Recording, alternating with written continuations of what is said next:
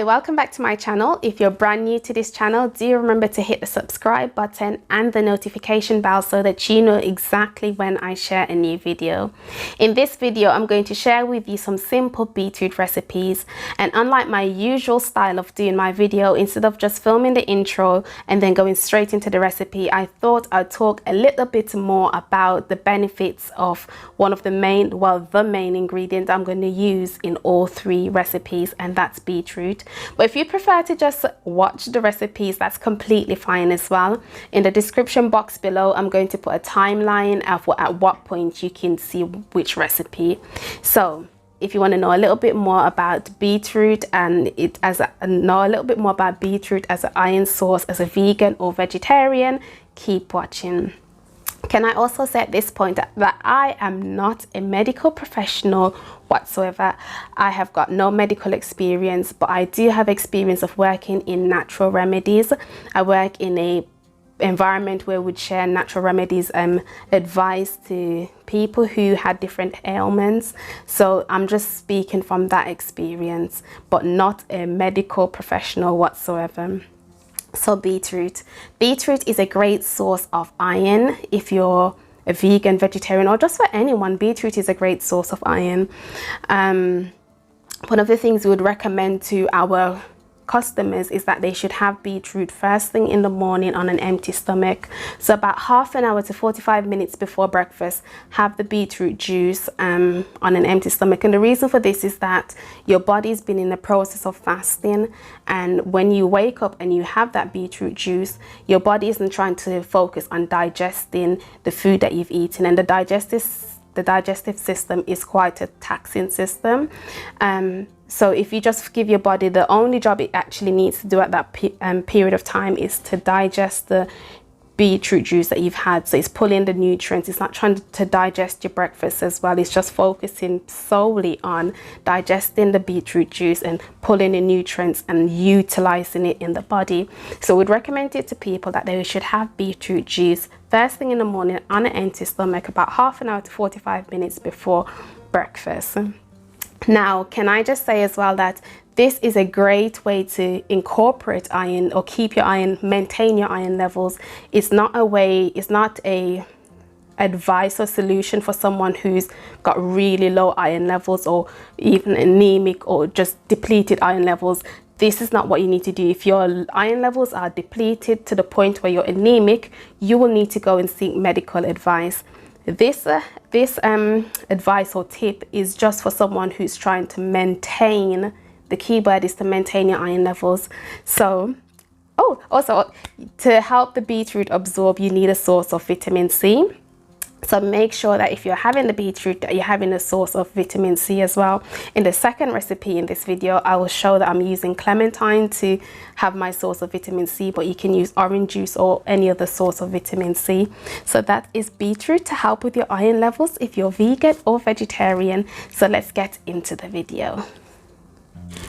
To get started, I'm going to prep the beetroot for the soup, and I found that the cleanest and easiest way to do this is to place some newspaper on top of the countertop and peel the beetroot onto it, and then just throw away the beetroot skin.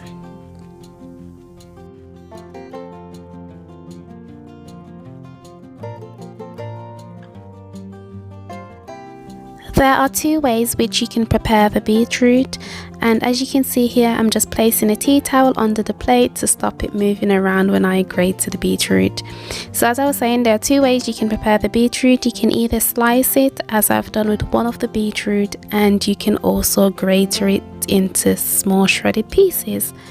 And to a pot, I've added some thyme, bay leaf. I'm gonna go in with my vegetables. So I've got potatoes, celery and onion, and I'll also add a teaspoon of minced ginger. A full list of the ingredients in this recipe, as well as all of the recipes that I will include in this video, will be available in the description box, and a printable version will be on my website as well.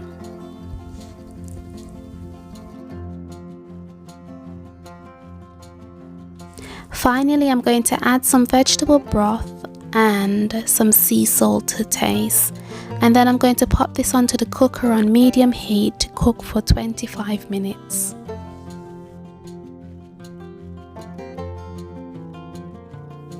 Once the soup was cooked, I allowed it to cool down first, and then I went in and removed the bay leaf and transferred the mixture into my food processor so that it could be liquidized, and use the blade, don't use a plastic attachment like I'm doing here.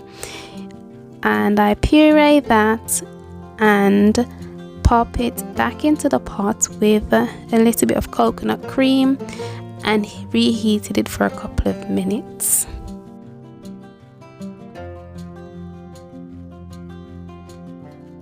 This was a nice simple soup, and I don't think that the beetroot was too overpowering, but I like beetroot, so I might be slightly biased here. But there you go, this is recipe number 1. This second recipe is a refreshing beetroot drink, and all you need is 3 ingredients: some sliced beetroot, some fresh clementine, and a thumb size of ginger. And lastly, I'm just going to add some water to this, and then I'm going to blend it. I didn't add all of the water at once. I added some to start with and then added a little bit later on. I'm going to give this a good blend, and then I'm going to strain it off.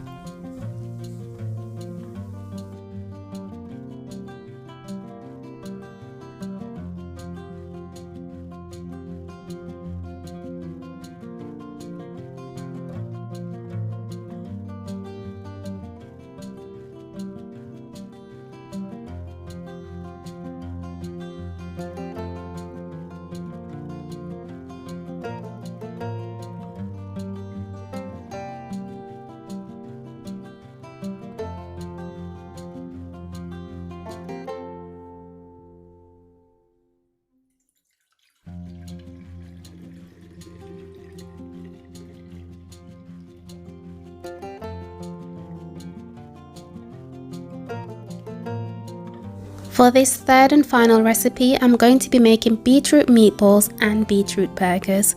So using the pulp that I had left over from making the drink, I am going to add some gungo peas, but you can use whatever beans or peas you want at this point, some corn, garlic, a bit of veggie broth, sea salt, and some cumin. And I'm going to put this on the cooker to cook for a few minutes.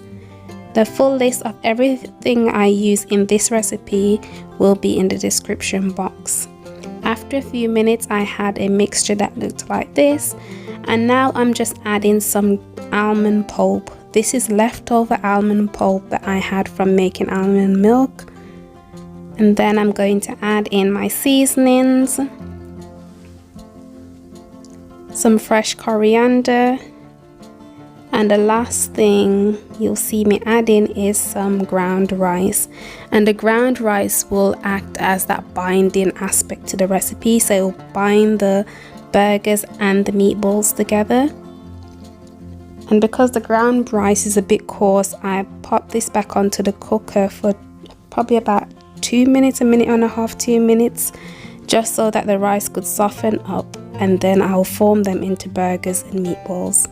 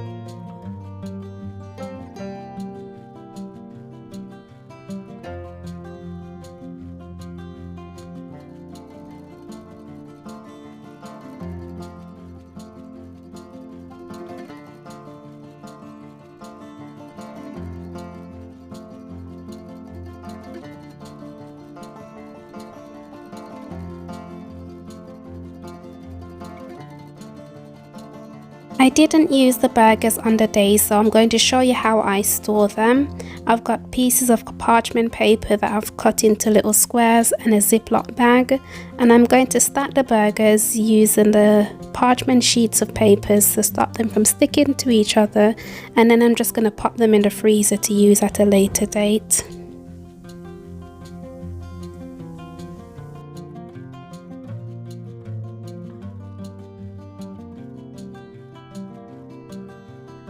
If you've made it this far, thank you for watching. Let me know in the comment section which one of these you're going to try.